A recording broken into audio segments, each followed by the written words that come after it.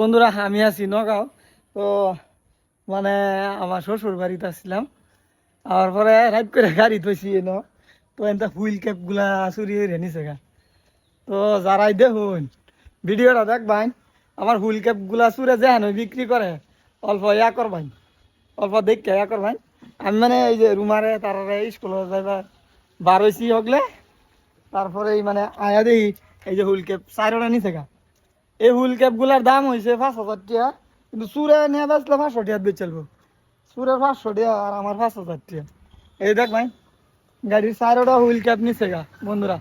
তো অল্প দেখ ভাই, যদি কোনো দোকানও নিয়ে বেছে বা কোনো বায়ানচারীরা দেউন আমারে খবর করবেন। হ্যালো বন্ধুরা, আজকে সকালে আমার গাড়ির হুইল কেপটি খুলে নিয়ে থাকা ব্যক্তি।